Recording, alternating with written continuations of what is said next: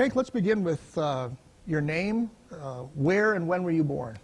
Henry J. Pelak, born in Grand Rapids, Michigan on July 24th, 1924.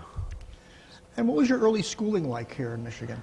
Great school at Sacred Heart, where the nuns made you really turn into a good person in a hurry, because they taught you discipline, which was probably one of the greatest things that you should learn in life. The earlier the better. And then after grade school at Sacred Heart, well, then I went to Union High School, graduated from Union High School in 1942. And what were your options at that time? What were you planning to do after high school? My first love probably was working with machines, working with my hands. And in high school I took machine shop, things that I really enjoyed. So for me to be happy in my life, I thought, gee, if I could just get to be a machinist or something in that line, that would be great. I used to peddle papers by Gallmeyer Livingston on Wealthy Street. And I used to, after my route was over, I'd hang on the windows and just kind of watch these machinists. And I thought that was the greatest thing in the world, to be able to do that. Wow. So what happened when you got out of high school, though? It wasn't too long after that. I did go to work for a while in those days, where things were really rough, and to try to make a few nickels or something. So I worked washing A&P trucks for 40 cents an hour. Wow. Of course, when I came home, my dad wasn't too happy, because you'd smell from gasoline and everything that's associated with clean and dirty trucks. But I did make a few dollars there to be able to buy a used bicycle, which I thought was the greatest thing that I could do, you know. This is, you're about, what, 17 years old, 18 maybe? 18, yeah, okay. 17, 18. Okay. Yeah. What happened next? There was a pretty big event that happened soon after that. Joining the... Yeah, well, you've heard about Pearl Harbor, I take it. Well, yeah, heard about Pearl Harbor. How did you hear about it? On the news, yeah. I just picked it up on the news, which was a terrible thing to have happened. Yeah. But it changed everybody's life, that's for sure. So, how did you react to it? Sad, probably sad more than anything, because of what was ahead of us was going to be a real test of a lot of things for a lot of people. Yeah. So. In your case, were you drafted or did you enlist? No, I was drafted, and my best friend in high school, Joel Packey, he and I managed to get together and get in the Navy together, in the same amphibious forces. So we stayed together for a while during training, but then after that we were separated, and he was put into the transport part of it, the larger ships, and I was put into the smaller invasion barges. Okay, I don't want to get too far ahead of ourselves here. Yeah. When you were drafted, I assume you just got, it was a letter in the mail, a telegram. How did you find out? Yeah, just. And you were asked to report where? I don't remember exactly where it was, but in Grand Rapids. Okay. And now, did you have a choice between the branches? Yes, I had a choice. Yeah. Why Navy? That's a good question. No special preference. They just thought that water, I like water, you know. Okay. Everything about water. And it didn't bother me to think about being on a ship or whatever it took as far as water was concerned. Where did you go from there? Where did you start to train? I went to Wisconsin, Green Bay, Wisconsin. Took my training there. Now this is for basic training? Basic training, yeah. Okay. Yeah. Did you go by train? Yes. Okay. yeah. Now, were these guys that you were traveling with, were they all draftees from the Grand Rapids area, or was it a mixture of No, different I think it was a people? mixture, yeah, Okay. yeah. Now, let me get an idea. You're 18 years old. You arrive at the base now for basic. What am I seeing? The barracks, are the people marching around. Was this a small place or was this a big place? The big place, yeah. And they gave us some assignments that, so you knew right away, you know, you're in the service and what was expected of you. For me, it was probably easier than for a lot of other young men, because they had something going for them that I didn't have, because they had, my mother died when I was 10 years old, so between 10 and 18, I was kind of on my own, and thankful to have probably the greatest father that you could possibly have, as far as, you know, doing the right thing by all of his children. So when I went into Green Bay, I was on my own for almost eight years. Yeah. So there was no problem for me adjusting to Sure. whatever I had to do, because I was more or less trained already, you know, Yeah. discipline and Yeah. things to look after yourself. Yeah. Now, you arrived there in civilian clothes, Mm-hmm. okay? Were you then immediately processed and given uniforms and all that kind of thing? Yes. Mm-hmm. Okay. So, of course, they had a tailor there, right? And he was measuring your shirts to make sure everything fit exactly Well, right? no, not exactly, you know, but whatever they gave you, I was thankful for, you Yeah. know, coming from, you know, going through the Depression, and then I thought, hey, this is great. Okay. Give me an idea of what right in the basic time, not later on, the Yeah. basic training time, what was a typical day like? You got up at 10 o'clock in the morning, had some coffee? No, you get up at a certain time, yeah, make sure everything was neat, your bed made, Okay. and your orders or your duties that you had to perform. Okay. And so you'd fall out in front of the Yeah, barracks? a lot of Okay. marching. Marching, Mhm. okay. Yeah. During this training, was there anything specific to the Navy, or was it just calisthenics, getting you stronger? Yeah, just more Okay. or less that, yeah. Mm-hmm. Were there any tests that you had to take, classroom-type tests?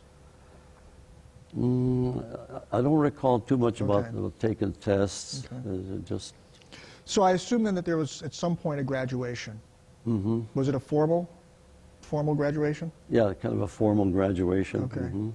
Now, once you graduated from boot camp, where did you go next? I went to Virginia. Yeah. Okay. And that's where I started my first training with the small boats. Now, why were you chosen to go into small boats, or did you have a choice? No, there was no choice. My high school friend, they put him in. I wanted to Right. stay with him, Sure, but that's sure. not possible. It's Yeah. nice. You got your Sure. best friend with you, Sure. but it just it doesn't work that way in the service. So for some reason, then they assigned you to be part of this amphibious group. forces. Okay. So Mhm. what was the training for that like? Not so much there in Virginia, where the real training started was in Fort Pierce, Florida, because Okay. there you had the ocean and Mm-hmm. and kind of things that you might face later, Mm-hmm. because so we trained at Fort Pierce, Florida for quite a few months. But then the first thing you find out there in that kind of training is if you're on a single engine boat and you hit that beach, if you don't hit that beach dead square, why you're gonna be flipped right over sideways. So that was the first thing that registered with me. I thought, this is tricky business. Let's look at Florida. Was it a base, barracks, formal kind of military installation? Yeah, kind of a barracks. And so were you in what was the barracks like? Did you have like bunk beds? Bunk or- beds, Okay. mhm. Approximately how many people to a barracks? Oh, gee, there was maybe 40 to 50 Okay. or so. Yeah. All right. What was your daily routine there like? Get up in the morning, maybe 6 o'clock in the morning or something? Yes. Fall out. What did you do during the day? Oh, you're exercising as far as your calisthenics and things that keep you in shape. They kept you busy. They kept you busy. Then chow line. The chow line, yeah. How yeah. was the food? I thought it was great. But, because, like I say, going to your past, where you're home and your dad is working and you're fixing your own meals. Hey, for me, I thought it was great, wonderful for me. Yeah. Well, I've often heard too that the Navy had the best food. It's good. Yeah. It was good. Yeah. All the years I put in there, why, I can't complain about the Navy at all. Yeah. I mean, Yeah. I enjoyed it. Now, I realize that during this period of training, some days are different than others, but in effect, once you went through the calisthenics, you went through the chow line and all that, did you then just go to start working on the boats? Actually learning how to drive them? Oh, yes. Okay. Yes, yeah. Because I was a motor machinist, so my job was tending to the engines. Yeah. Well, let's get into that. So actually, for some reason, they must have either known from your background that you had some experience in machinery, that they put you in there? Is that your... Yeah, yes. And I requested it. And, oh, okay. And the fact that I was working with my hands and engines and machines, so if I had to, I could if I had the machinery, make whatever we needed. So, and it's something I really enjoyed. For me, I mean, it was. It's certainly better than washing trucks, right? Right. Yeah. Better than washing trucks. Yeah. Yeah. So what was your, once again, this may seem like a stupid question, but what was your specific job during that period of time? What were you supposed to be doing? Number one, the engines. Okay. And make sure that they were taken care of and everything was proper. And would you work in a team, or were you working by yourself? At times as a team. Okay. But other times, by yourself. Yeah. So what was this landing craft? What is the name of it, and what was it supposed to do? This is what they call an LCM. It's a landing craft, mechanized, but it's actually built to carry a tank. The purpose of building it was actually to carry a tank. So. What did it look like? Oh, you could tell it because the ramp on it had the extension in the front of it. So as soon as you see it, the silhouette was such that you couldn't hardly mistake it from the other landing craft that carried the infantry. And the famous one, or maybe infamous, was the Higgins boat. Higgins right, boat. was one of them. Now, when this craft was in the water and it was heading towards the shore, what was I'm just going to sound very stupid, but please, what was its purpose? What were you supposed to do with this thing? Mainly number one is to hit that beach dead square. So you're actually trying to hit right onto the beach itself. Right. And then what would happen? Then the fellow that was the coxswain that handled the boat, he had to rev up the engines, one or the other, to be sure that stayed square to the beach. So. Yeah, give me an idea of what was the crew.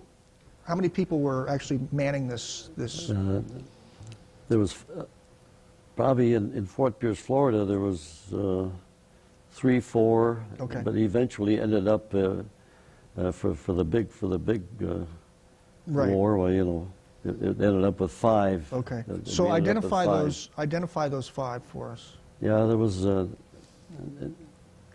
one was like a signalman, and 2 other just seamen. And the coxswain. What is a coxswain? Yeah, he's the one that's in charge of the boat. He's like the captain of a like regular the captain, ship? Right, yeah. Like the now, is he driving this thing? Yes, okay. Yes. All right, so he's piloting it in. The 2 seamen are there for what? Well, just general things that have to be done to take care of the boat. Yeah. Okay. The signalman, in case you need him. Yeah. And that's to signal to the ship. Yeah, right. Communications back and forth. Yeah, was that done with flags? Yeah. Okay. Okay. And then the motor machinist, which was you. Which was I. Yeah. Okay. Okay. I know this is a really tough question because we're talking about an 18-year-old kid 50-plus years ago. Did you have any inkling during this training of the kind of danger that you're about to get into? No, not really. Not really. Probably not until later. Right. I mean, you knew you were preparing for war. Oh, sure. And for battle. Yes, yes. Did you have any idea where you might go? Because there's the European theater and there's the Pacific theater. Did you have any idea at that time? No, no, Yeah. no. Had kind of an idea of maybe where we might be going because we ended up in New York. They shipped us off to New York. Okay. So that kind of told you that you were probably heading for the European theater. Did you arrive in New York City? New York City, yeah. What was that like?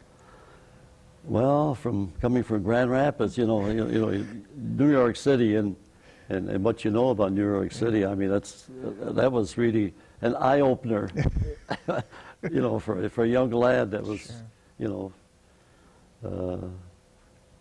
From Grand Rapids. Why that was something that that you'll never forget. That was an eye-opener. Yeah. Did you arrive in New York Harbor? Statue of Liberty, the whole Yes, bit? yes. See, that's such a moving moment when you see the Statue of Liberty there, no matter where Yes, you it are in is. the country. Yes, it is. Yeah. So what were you supposed to do there in New York? Your further training? No, not so much training. right. Just more or less waiting for Waiting. orders to be shipped over to England or to Scotland, and from Scotland over to Right. England. Did you have any kind of liberty leave in New York to be able Oh to go into the yes, city? yes. Okay. Yeah. So a group of you guys, you're in Navy uniforms. Oh sure, yeah. All right. Yeah. Were there soldiers everywhere? Was the population just a lot of Yes, military yes. people? Oh yes. Okay. A lot of military people. Navy, Army, Marines. Oh yes. See, I can just picture this hustling, bustling New Yes, York City. right. And when I was there, of course, it's all civilians running around, and I'm just picturing now Navy uniforms, Army Yeah. uniforms, Air Corps, just mixing up, Right. going into places, movie Oh, sure. bars, whatever it is. You bet. Was there any, were you hanging out with a group of people by this time? Would you have a group that you, Yes. Yes. give us an idea of what was the kind of conversations you were having? I mean, you obviously were going to go somewhere pretty soon. Right. Yeah. What were you guys talking about? A lot of it probably personal things with family and things like that. But mostly at that time still kind of carefree. Like if you go out with your friends, maybe you're out hunting or something. Well, it's really a fun time, even though something's ahead of you. Sure. But at the time, you kind of enjoy the Yeah. fact that you're there and you're with friends and. See, I think it's been a common thread with a lot of the veterans that I talk to, because, I'm sitting back as a historian thinking, well, you guys must be thinking about going into battle and all this, but No. it's not that way at all. No. It was normal, like you're out with your friends and just enjoying things that Yeah. the sights. New York. I mean, Yeah. there's a lot to see and Yeah. a lot to enjoy. Now, when you got orders then eventually that you're going to Yes, be going yeah. somewhere, so where are you going, and how are you going to get there? Yeah. From New York, where'd you go? To Scotland. We landed in Scotland first. Was this on a troop ship? Yes, on a troop ship, and there Lots was of people on it. lots Okay. of troops, lots of soldiers, sailors and soldiers, and it was a rough ride. It was a large ship, but the seas were it was rough. It was Yeah. rough. Now, a lot did of them got really sick. I was just going to ask you that, yeah. Oh man. The stories I've heard about the trip over. Oh, yeah. A lot of them really got sick. Well, you were okay though, huh? I managed okay. Yeah. Uh-huh. I can't remember really being Right. ill or Yeah. upset or anything. Yeah. It went good for me. Did you travel in a zigzag Yes, we pattern? did. Okay, Yeah. because of the submarines and all Right. that. Okay. Yep. But there's still no real sense of danger yet, right? No. So you arrive in Scotland, and where did you go from Scotland? They shipped us down to Teignmouth, England, Okay. which was our main training base. Okay. By that time, then we had our crews set up. There was five to each boat. So then that's where we started our serious training. Now, Hank, give me an idea of the scope of this. I mean, I'm picturing right now you and your 5-man crew, and what's around us? I mean, you got other people training at the same time? Was this huge operation, or just... No, this was just more or less almost like we were a separate unit, and we were kept separate from the rest of them, and it was just more or less, I guess they were setting up for the operation that was ahead of us, and we just had our own little outfit there, and then of course later we found out that it looked like that was going to be the first wave Yeah. in the invasion of Normandy. Right. So during this period of time, what was a typical day like? You got up in the morning.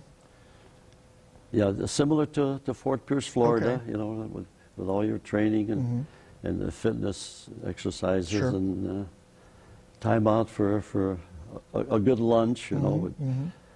And So you were training to be as accurate as possible in getting this craft, this five-man crew's job is to get this craft in the right position, get the whoever's going to be out, and then get back and come back again. So it's over and over again. You're just doing this just to get it right. right. Just to get it right. That's Okay. exactly right. Okay. Yeah, All yeah. right. I'm picturing it now. Yeah. Was there any R&R time, Liberty time in England? Oh yes. Okay. Yes. So we had. Well, what was that like? I mean, this is the first time you've ever been in a foreign country. I mean, it was England. Yes. Yeah. But did you guys go into town? Was We there- went into town. Okay. Yeah. Of course, everybody treated you just great. You know, wonderful people. So they welcomed the Yanks. Yes, they did. Yeah? Yes, they did. Yeah. Yeah. Was there any evidence at this? I know that in England, it was London, of course, was being bombed, and there's the war going on. But where you were, was there any evidence of war? Okay. No. But I did get to London. You know. Oh, you did? Yeah, they gave us leave, so I did get a chance to see London for a little while. What was that which was experience like? kind of a break. Well, it's kind of like New York, you know, a great big busy place, Yeah. and a lot of nice people, and there that you weren't thinking of danger or anything. But wasn't there any evidence of the bombing of Britain? Not at that time. Not no. for you, I think okay. it's. Oh, wow, okay. So finally the training is over with. The orders come in for what? What were you supposed to do next? Yeah. Well, first they set us up to have a training exercise, which was the Operation Tiger. So this was like the 28th of April, and we set out. This was at night, so you couldn't really see too much. But we were heading for the area where the transport ships and the soldiers and everybody were waiting to set up this training exercise. But as we got there, well, maybe we were just in a range of a few hundred yards from where we were supposed to meet the combat demolition people and take them to shore and then just go through the exercise. But then we heard the terrific explosions. But it's dark, you know, it's night, you don't really know what's going on. So then the word got back to us that you can't go any further, that's as close as you're going to get, because, of course, we wondered what this was all about, you know, hearing this terrific explosions. It wasn't good, it wasn't a good sign, that's for sure.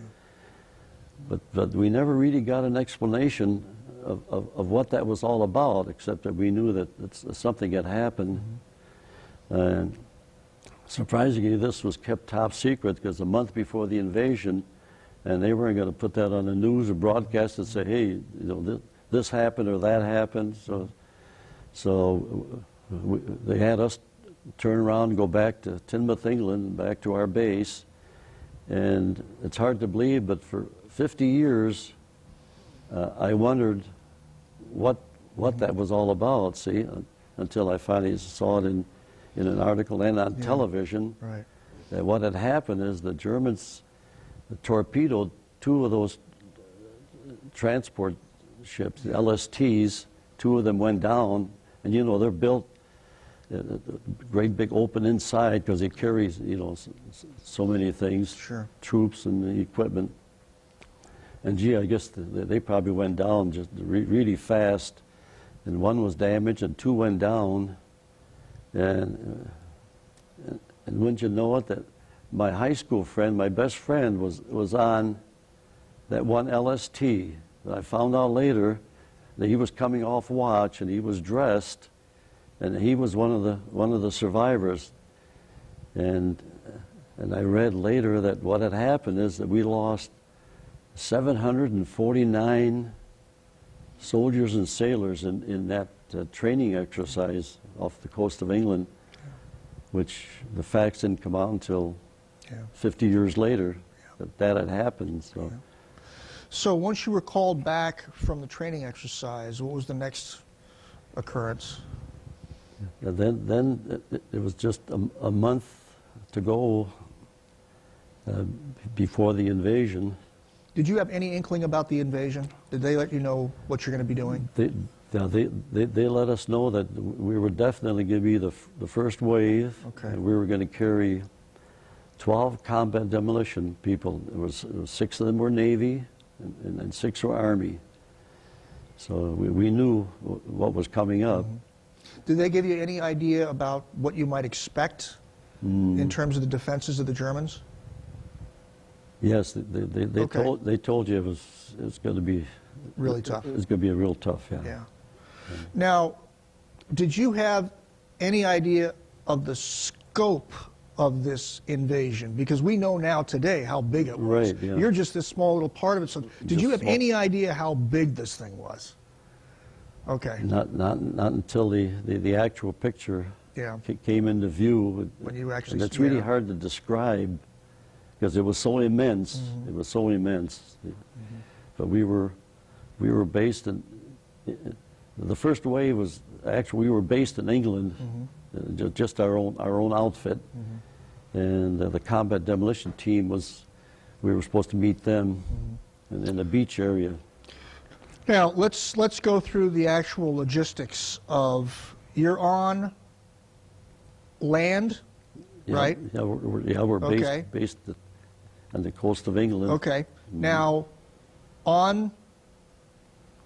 Let's see, the day before D-Day, the actual day before D-Day, you were supposed to be, that was supposed to be D-Day. D-Day was actually June the 5th. Okay, so describe June the 5th for us. Tell us what happened. June the 5th, we had our engines running, we had our orders. They said June the 5th that is D-Day, you know, we're going June the 5th. So we were actually warming up our engines and ready to go, but the weather at that time, there's kind of a storm was brewing, and the channel, and kind of like Lake Michigan when you have a kind of storm. It was bad. I mean, it was really, really rough.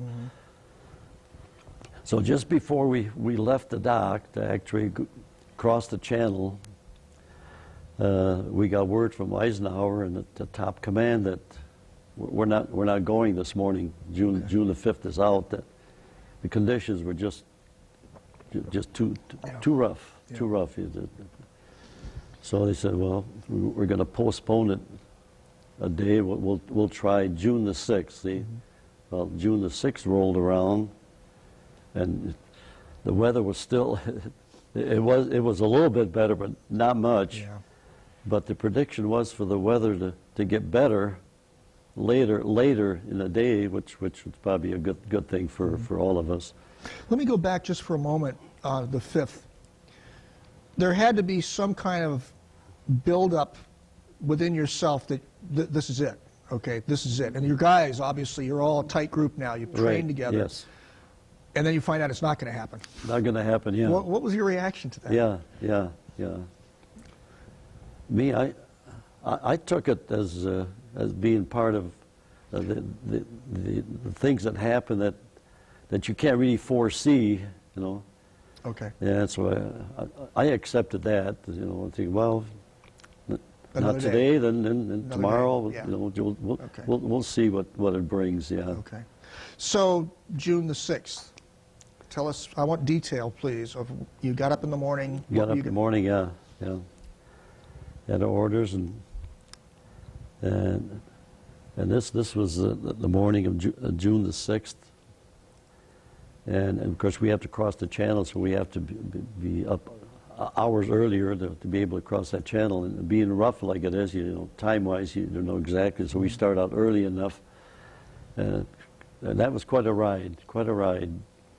Now, it's still dark, right? It's dark, yeah. This was night, yeah. This was so dark. From land, you're getting onto your landing craft, or you get onto a ship first? No. Okay. We had our landing craft. Okay. That we took across. You know, so we. All right. So now you're heading in towards the channel. Could you see anything on the shore? No. Dark. No, dark. It's Yeah. just dark. Dark. So all that you're hearing is the sound of the weather, Sound of the weather, waves. the waves. Yeah. You're bouncing along, and you Bouncing just along, move right. forward. Were there other boats, other crafts on either side of you? Just our outfit, our whole outfit, Which is how many? was probably a dozen. Okay. Yeah. So you got a dozen or so of these crafts all moving Crossing the forward. channel, to be in the So first wave. did you have people on board yet, or is it just your crews? No, just a cruise. Okay, just so a cruise. let's go further now. What were you supposed to be doing? We had A rendezvous, right? Rendezvous. We Okay. had to locate. We knew the information of the ship number, where we had to go. Of course, that's easy to say, but when you get there, and you see all these ships and the battleships and the rocket ships and everything that's assembled there, you think, wow, this is just unbelievable. See, but fortunately, we were in the area where with maps and designated areas, so we found our way all right and managed to. So you found the ship that you're supposed to we find. located the ship. Now, had the battle begun yet? Was there shooting going on yet? They were blasting the beach with everything they had, Okay, as far okay. as the battleships. Were you getting return fire? Yes, but we were out far You were enough. far enough out, Yeah, okay. we were far enough out, so there was no effect on us. So I'm at trying to the picture time. this now. It's at night, still at night, or it's getting Yeah. towards dawn, but Yeah, it's getting towards dawn. Yeah. you're seeing these flashes of Yes. huge firepower You bet. and explosions and sound, but it's still, you're in the distance. You're still not, you can see it, Yeah. Right. but you're not quite there yet. Right. Yeah. All right, so now you load the guys onto your, Yeah. did they come down those little rope They ladder? come down the rope ladders. Okay. Yeah. Yes, All and right. it was still the weather's still rough, because Yeah. you're bouncing and up and down. That's quite a job just for these soldiers and sailors to get down into the boat without falling in the water or Yeah. falling off the Well, rope Harold ladder. Falkema told me that he actually saw guys just literally fall Yeah, right sure. in between and Oh, fall sure. right into the water. Yeah. So you guys didn't have that problem, though. You got all your guys We on. got all our guys on. Okay. Yeah. All Yeah. right. All right, so now we've got a group of Navy and Army demolition people. There's this huge firefight going off in the distance. Mm-hmm. And you start heading towards it? Well, yeah. First of all, we actually lined up, not too far from the beach, but we still didn't pick up any fire. But we lined up, and then 6:30, and of course our coxswain, the John Minnick, he looked at his watch. He says, Hank, he says it's 6:30. And we looked up and down the line. You could see the LCMs all lined up yeah. and ready to go. And when that hit 6:30, why we headed for the beach. Yeah. Nobody, as of yet, had reached the beach, right? No. The no. only thing that was going on is battleships and return fire. Okay. Right. Yeah. So now you're heading in this group towards the beach. Yes. It's still rocky and Yes. cold. Oh, and yes. Yes, it is. Yeah. What Yeah, happened next? Yeah, see, the combat demolition team, you talk about brave people. Every veteran's a brave person, in my book. No matter what you do, or you're special. But these combat demolition people, can you picture 12 soldiers and sailors, and all they have is actually explosives on themselves, explosives and markers.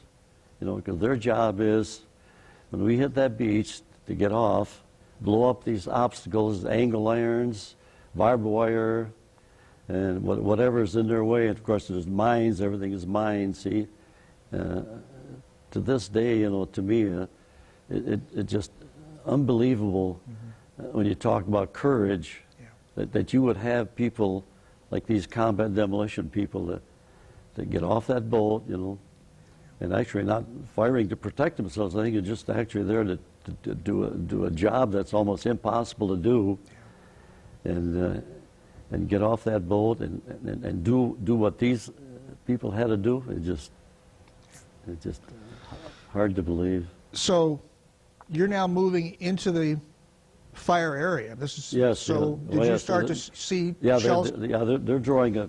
You being the first wave, well, naturally they're setting their sights right on you, you know.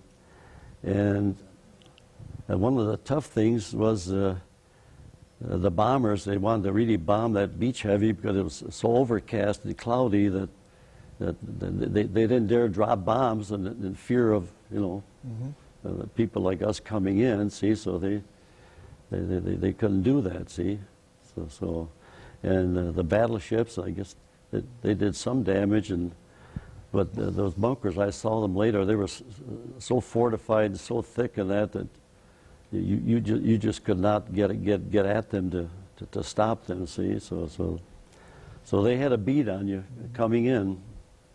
Hank, I know this is really difficult, but try and give me an idea of what you were actually seeing on both sides. I mean, you're obviously concentrating on your job, right? Yeah. But what was going on around you with the other landing crafts? Probably the same as for us, because by that time, of course, the shells and the bullets and the machine guns and that they're going full blast to get you wiped out. That's for sure. See, so we hit the beach, managed to hit it square, because like I say, the waves and that were so rough and that probably as far as being the biggest asset for us, being fortunate enough to go through what we did, was that we had the two engines. That LCM had two gray marine diesel engines, and with that boat, at least you got a chance to take a square to the beach and then hold it there. See, so you hit the beach. We hit the beach. What happens? Our combat demolition people start to get off. Meanwhile, you know, I think a shell knocked one of our machine guns off, blew it off our boat, and things like that. And of course, you're looking to see what you can do to do the right thing, you know, to help wherever you can. And so then I watched the combat demolition guys go out to do whatever they could do their job. And I was on the back, stern of the boat, and I looked up. And meanwhile, you got infantry. We're there for a while. So, evidently, the infantry is right close behind us with a single engine boats. Mm-hmm.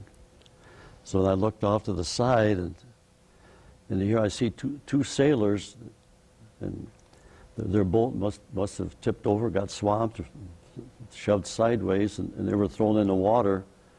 So these two sailors, they run for their life. They run for whatever they thought that it might help them. They run for our boat. See, so, and I still remember, even though it's 60 years, I still remember these two young sailors running for our boat, and I would say maybe a yard from them, the machine gun bullets were hitting the water. That's still vivid in my mind. So as they're running, the track of machine gun bullets is following them, just right. boom, boom, boom, boom, boom, like that. Let's go back, though, for a moment. I realize this is not easy for you. When you landed, you had a good landing. The dropped a ramp. Mm-hmm. Demolition team starts scrambling out. What happened to them?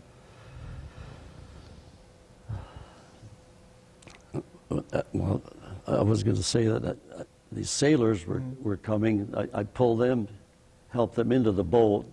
So the demolition team had already left? No, they were still there. They were in a process. They were still in the process. We were there for a while. They were still in the process of exiting our boat, and must be the infantry was close behind us. You know, I was amazed to see that they were right there too, right behind us. And these two sailors, about the same time these things are happening, so I pulled them into the boat and got them down into the bottom of the well of the boat, so it'd be a little bit safer rather than being up on the top deck. So as we got them down in there where it was a little bit safer, well, the combat demolition team was pretty well off the boat. And once you know, there was evidently a shell. There were shells flying everywhere. I just kind of glanced and looked. There was the big explosion. It was right in front of our boat. I thought it hit the ramp. I mean, to me, you couldn't tell. I thought oh, geez, it hit the ramp. You know, the ramp is gone, or there's no way that you could get it to close anyway. So about that time, I had kind of a letdown. I thought, well, this is it. You know, we're not getting off this beach. But then the coxswain, and John Minnick, he said, I'm going to try to get the ramp up. He said, but before I do, he said, Hank, he says, there's a combat demolition soldier that's laying on the ramp. So evidently, when the shell hit, the concussion, he was hurt. See, so he was laying there, not moving. So. But he was the only survivor. The rest of them were. The rest of them were off on the beach, and I hate to think of, you know, even I don't know, and I don't want to even guess. But all I know is they were out there doing their job. But the one soldier was laying on our ramp. So John says to me, Hank, we got to get him off the ramp. You know, bring him back in the boat, which I did. You know, got him back in the boat and cradled him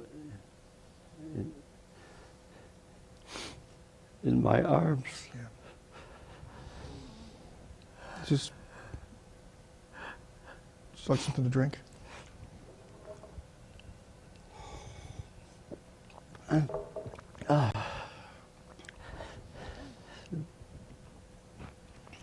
Take your time, Hank. And I held him in my arms.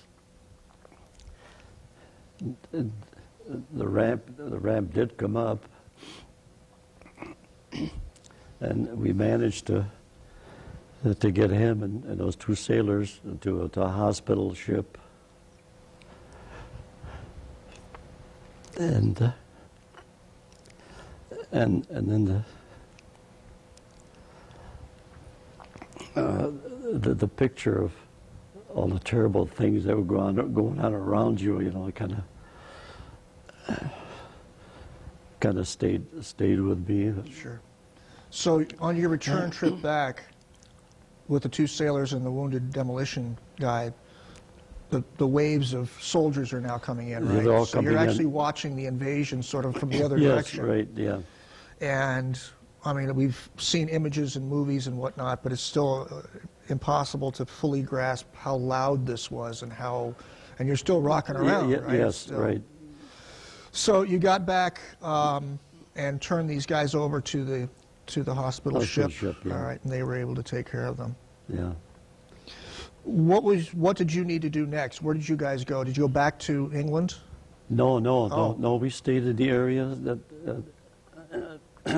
One of the tough things for us was that the officer, we had an officer in charge of our outfit, but he evidently he didn't make it, you know, because well, I think out of the I found out later, out of the 12 boats, probably just two boats made it. Our boat made it, and there was another one in our outfit that made it, because we were servicing on the water for 2 weeks, and then we didn't know who survived or what boat survived, because you were busy with everything that was going on. But we had to hit the beach because he said a big storm was coming up. You know, I mean a big one, like a big one in 40 or 50 years. It was a bad one. Now, luckily, the invasion wasn't postponed a couple of weeks for a low tide again, because that would have been a disaster if the timing was such that. So that was fortunate that, as bad as it was, what was done at that time. But we hit the beach. This was like after 2 weeks of being involved in the invasion, and then alongside of us this other boat, which we didn't even know or were aware of that survived or who survived, but they pulled up alongside of us and hit the beach. So there was two boats that were there, and then that storm hit. See? And it was so bad that some of the LCIs that carried infantry in that, they were tied up. They hit the beach behind us. And when that storm was done, it threw us up on the beach so far, we could never get off again. We could never get off the beach.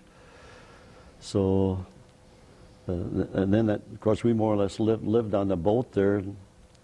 And the Army guys we'd get K rations and things, because that was 2 weeks, and it was still, everything was moving at a fast clip with tanks, infantry, and, because that was really a critical time.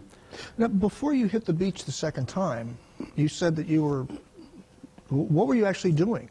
I mean, when you went back after the hospital ship, what were you doing over the next couple of weeks? Just whatever the coxswain decided that we should be able to do. Like what? Like carrying personnel between different stations, and then if officers had anything that they wanted you to do, well, then they would have you do that. So being on the water, open to whatever the coxswains figured that we could do that to help things along. Yeah. But you're out of danger at this point. Out of danger, right? yeah, right. Yeah, we're back. Okay, so you're ferrying people back and forth between ships and whatnot. Yeah. Okay. Now, is the battle still going on the beach? Yes. So you're still hearing it. You're still seeing it. Oh, sure. Yeah. Sure. Yeah. Okay. Yeah. By this time, you grasp how big this whole thing was, because it's all around you now. Yes. Yes. And it just boggles my mind to even think of how huge this is. You look off there and things are happening all around you, just everywhere. Yeah. Flashes of light, explosions, sound. But by this time when you're ferrying, though, there's no shells coming in or machine gun bullets or anything like that. No, okay. no. All right. Okay. Not, all right. Not the area that we were. Where did you sleep at night during that period? On their boat. Oh, okay. Yeah. Yeah. So for 2 weeks, you're literally... First 2 weeks, you could go to some of these ships that were anchored, and a lot of them were large ships that they sunk. They made a harbor. They actually, what they did is hauled a lot of old ships, battleships and liberty ships and that, and actually formed a breaker wall and made sort of a harbor. And then they had big steel tanks, floatable ones, that they had set up so they could actually bring these LSTs up to a certain point, and then the tanks and that, they could just roll off the ship right onto these what they built for these tanks to transport them, until maybe when that storm hit, well, then that pretty well ruined everything. See, because it was so severe. So when you finally hit the beach the second time, the beach had been secured. Yes, right? yes, yeah. The beach had been secured. Yeah, that was like two weeks into the invasion. Yeah. So Harold Falkema, we know, is way up on the hill over there by now, and Sefton's way out in there somewhere. Yeah, right. But the scope of equipment and men hitting that beach is still going on, right? Still going on. So you're seeing all this just waves and waves and waves. And waves. Yeah. Gosh, Yeah. it's amazing. Yeah.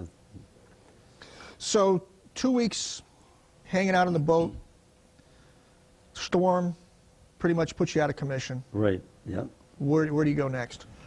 Well, next 2 weeks we actually stayed on the boat or close to it, because the beach was still mined pretty heavy, because they were so busy with getting troops and that, they didn't have time to comb the beach over. So it was foolish to get out and get onto the beach, see? I mean, so we stayed close to the boat and just picked up K rations and things as the army went by. But then after 2 weeks, we were there like a month, 2 weeks on the boat, and of course nobody in England that was in touch with that first wave knew what had happened. They had no way of knowing. They probably assumed, like maybe I would, that nobody survived. Nobody in the first wave survived. In this day and age of communications where almost everything is instant. It's right. important, I think. It's important that you're talking about London being a long ways away, and you got people like Ralph Hounstein in there trying to figure out what happened. Right. And it's so easy for 12 Yeah. of these craft to be lost in all of this onslaught of Yeah, right. tanks Yeah, and people and everything. yeah. Like So I here said, you guys our are. officer was gone, see, so Yeah. he would have probably handled it a certain way. But we were just kind of, you're on your own. Mm-hmm. I mean, the 5 of us are Waiting for orders. waiting for orders, but we're on our own, see. So when did the orders come, or did they? Well, it came when the Army major stopped by the boat, you know, and I guess we're in there, and he says, hey, he says, how long you guys been here? Well, since June the 6th, you know. You know, not the first 2 weeks, but then the last 2 weeks we've been right here. So then we give them the information as to who we were and what we were doing, you know, and give them the story on it. He says, guys, we got to get you guys home or moving somewhere. So he said, we can't leave you here. So he got in touch with the Navy. He says, he told whoever it was, and you know, and the Navy, he says, hey, you got 10 sailors here that, you know, about ready to move on. Because we were talking about the two landing crafts. The The two only landing surviving craft, ones yeah. are right there. The Okay. two landing Which craft. you have pictures of. Yeah. Yeah. Okay. Yeah. All right. So he finally says, "Hey, guess what?" Yeah. Right. Yeah. Yeah. Oh my God. So they did send people, send a boat over and picked all of us up, and back to England we went, and then we ended up going right back to Europe because we followed the British Army through Holland, Belgium, and up into northern Germany. Let's not jump ahead too quickly. Yeah. Were you debriefed at all? Did they ask you what happened to you? No, they just brought you back to the They ship. brought you back? No, your next orders are here and here and here. Yeah, no. Now, you're jumping into to all Holland and all that, but how did you get from the boat that you were brought back to from the beach? Where did you get? Did you get on another landing craft? Yeah, well, they put us on a ship that, because quite a few of us then, see, it wasn't just our crew and that, it was actually a mixture of, or a group of sailors that had all different ratings, you know, different fields that they were in, that they needed. They set it up because you were going to open up a base in Bremerhaven, Germany. So then they reorganized people that they felt they could use. And So you're part of this kind of hodgepodge of sailors and different types of talents and different types of ranks and whatnot. Right, yeah. Did you run into any of your fellow, the guys that were in the 12? No. Never. No. Once we hit England, they said, well, where they went, you know, and I don't even think they went where I went, because they weren't anywhere near where I was. Yeah. I was alone. I was by myself, and where they assigned me to, and the others, I have no idea, you know, what direction they went, or if they went to Europe or not. So where did you go from there? You to yourself. Holland. Okay. To And Holland. how'd you get there? They had a transport ship that they put us all on, and took us to Holland, and then we crossed Holland behind the British Army, and kind of slept in warehouses. Now you're going by truck? Yeah, now we're going by vehicle. All right. Yeah. And you're in a truck with who? All these sailors that I never saw before. Okay. Yeah. All right. Just kind of on your own again. Did you know what you're supposed to be doing? Yes. Yeah. Okay. Well, what did they tell you? They said we're going to follow the British Army, and we're going to end up in either Bremen or Bremerhaven, Germany, and set up that port, which will be the American port for our forces. All right. So you're part of a team that's preparing for the Americans to come in there and use that port to then go further into eventually into Germany. Yes. What was your job specifically? To get involved with engines, anything to do with engines. That was my classification. So they assigned me to any Did you have of a work. shop? Yeah, they had shop set up. And we didn't get a chance to do that much there because I don't think we were there that long okay. before they come out with orders that you got to move on to the next phase. And what was the next phase? The next phase is to be reassigned to the Pacific Theater. But before I went to the Pacific Theater, why, I had a chance to go home for... Okay, I don't want to get too far ahead again. So you're in Europe.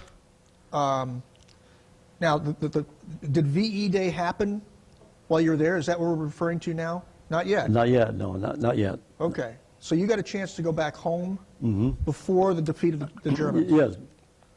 Okay. Yeah. Had you been communicating at all with your father or with family? No, not really. Not that much. Okay. No, just maybe a letter once in a while. Okay. Yeah. Okay. And of course, you couldn't tell him exactly what you're doing anyways. Yeah, right. Yeah. So you arrived back home. You went to your dad's? Yes. Okay. Yep, Were yep. other members of the family there too? Brothers were, some of them Still were out? in the Yeah, service. still in the service, yeah. Still in the service, yeah. What was the reaction of your dad to see you there in uniform and alive and no marks on you and no, Yeah. you got both arms, you got both Yeah, legs? right, yeah, I was fortunate Yeah. when you look back at it. But he was happy to see me, and of course, like I say, he was probably the greatest father that you could possibly have. I guess. Did you tell him what happened? Not really, not really. He knew, of course, that you're part of the D-Day invasion. Right, yeah. So he would have at least an inkling Yeah, of right, what yeah. you're... Him being a soldier, yeah, he would understand. Yeah, so... Hank, he must have been pretty proud of you. I did the best I could, yeah, that's... It's always good to have So... your father recognize that. Oh, you yeah, know what I mean? yeah, like I say, he was special, Yeah. he was special. Yeah. So you spent how long in Grand Rapids? A month. I had a month's leave, but I had my orders that to report to California. Okay. Now, the month that you were here, did you pay attention to the news? Did you keep track of what was going on in the war? Oh, yes, yeah. So you knew we were winning? Yes. Okay. Yeah. Did VE Day happen while you were on leave, or did it happen after you got... No, I believe while I was on leave. Okay. Because my orders changed. Yeah, that's what I was thinking. Yeah, because then I thought, well, I got to go to California, and the next move is the Pacific. It's going to be the Pacific. And yeah, then that's right. The A bomb, the atom bomb went off. Where were my you? orders were changed. Where were you when the bomb was dropped? I was home. I was home on leave. Okay. Yeah, home on leave. So now, not only does the bomb get dropped, but also the war is over with. Right. Yeah. Okay. Yeah. So, I mean, this is going to sound like a really stupid question, but what was your reaction to that? Of course, happiness.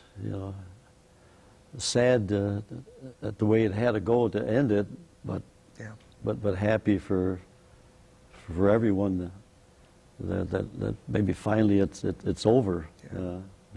Was there any kind of celebration? I mean, you see that in the newsreels in this, New York City, the sailor bending the girl over and kissing. Was there anything like that going on where you were? Not so much that. Just a sense of relief, maybe. Just a sense of relief. Okay. Right, just a sense of relief, yeah. It's finally over with. It's finally over with, yeah. So what were your orders from there then? What happened? I went on a patrol craft in the Caribbean. So I was assigned to that because they had to decommission the ship, so I was on duty there for South America and Puerto Rico. So we decommissioned the ship and came back to Norfolk, Virginia. Mm-hmm. Well, and I could have gotten out of the Navy. My time was up. I could have gotten out, but... What did you decide to do? I decided to re-enlist for 2 more years. Don't ask me why, But I love the Navy, And... So when you re-enlisted, did you get a rank? Did you rise in rank? I was yes, a second class motor machinist. So, so I guess what appealed to me was that I could get a choice of duty. They wanted people, because a lot of them were leaving the service. Oh, sure, and they said, yeah. well, we need people in the service. So they said, you know, for re-enlistment, and I was single. I thought, oh, gee, you know, why not? You know, give the country a couple of years and get squared away for jobs and things like Smart. that. So that's actually you know, pretty smart. I mean, yeah. So I thought, well, you know, I felt good about it, and I was sure that's what I wanted to do. You know, I was on my own, and nobody depended on me. If you were married, you know, a lot of the friends I had in the Navy.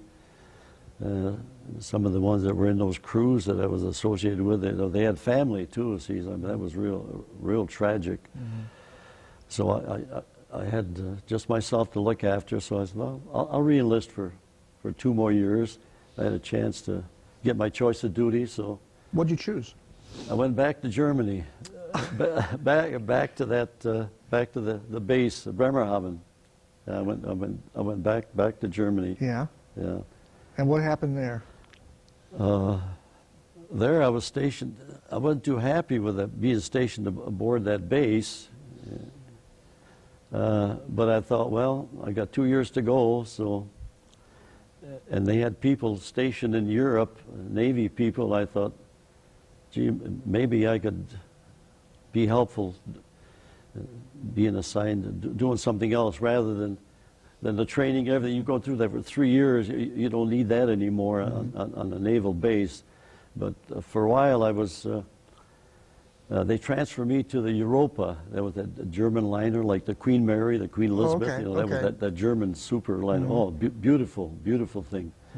So I was a motor machinist, so I was assigned to that ship. But that was being transferred to France for war reparations. But I was aboard that ship.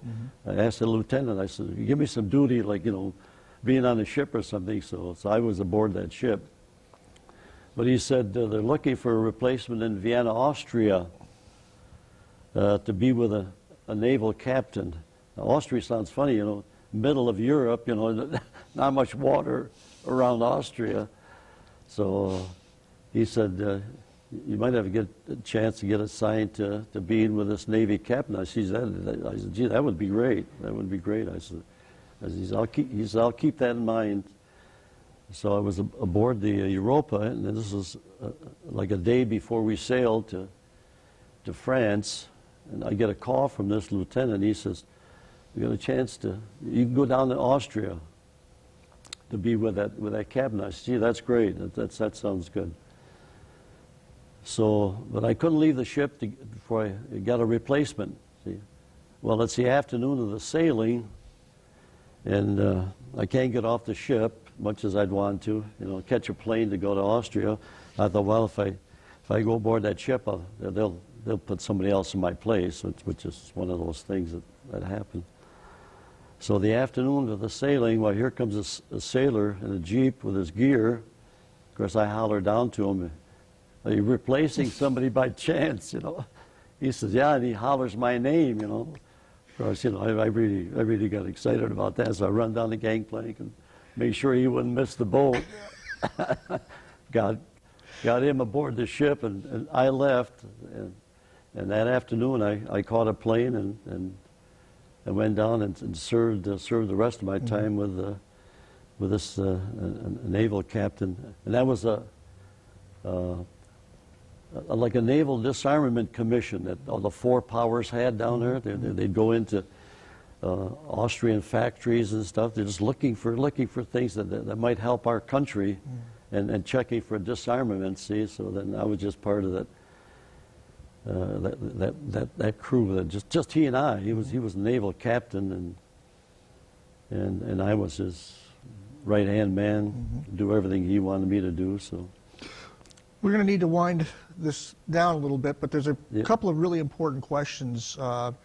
One being, something happened there that changed your life.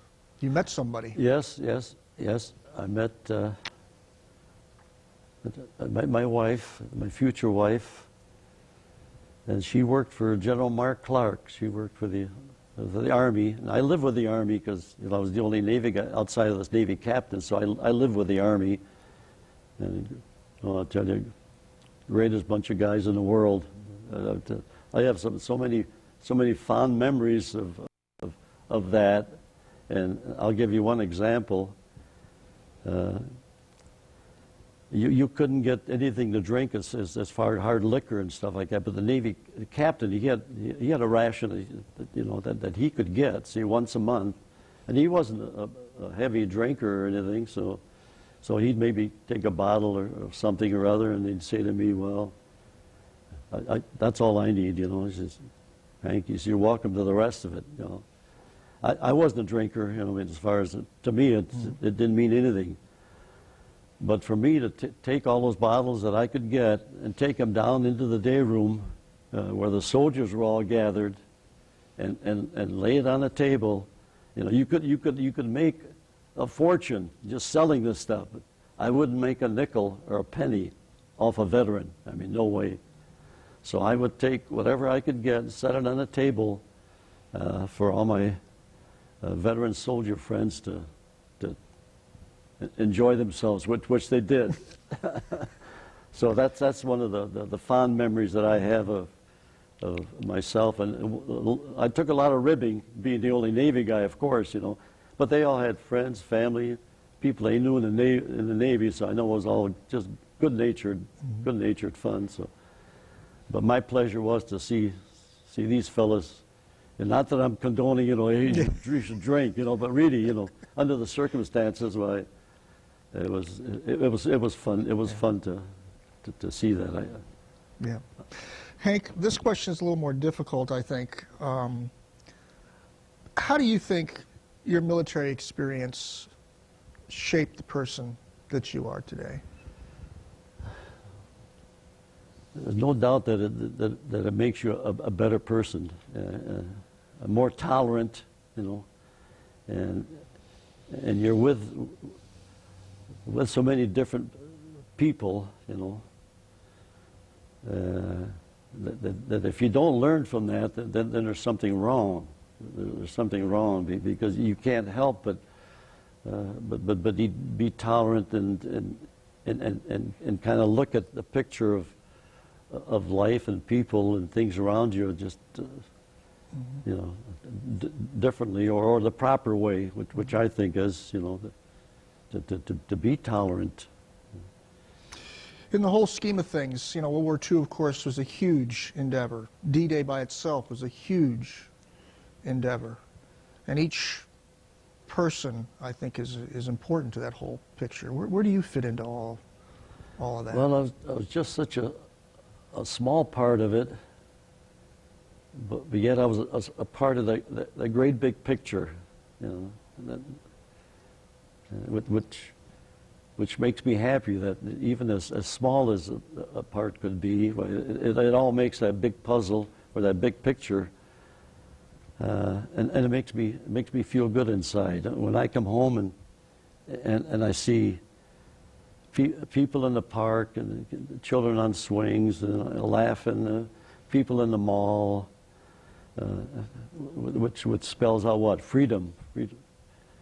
Yeah, that's got to be a reward.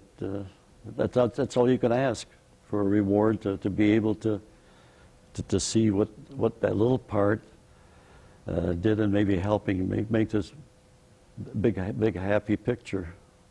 Well, I for one want to thank you very much, sir. Thank you. This has been great. This has been great.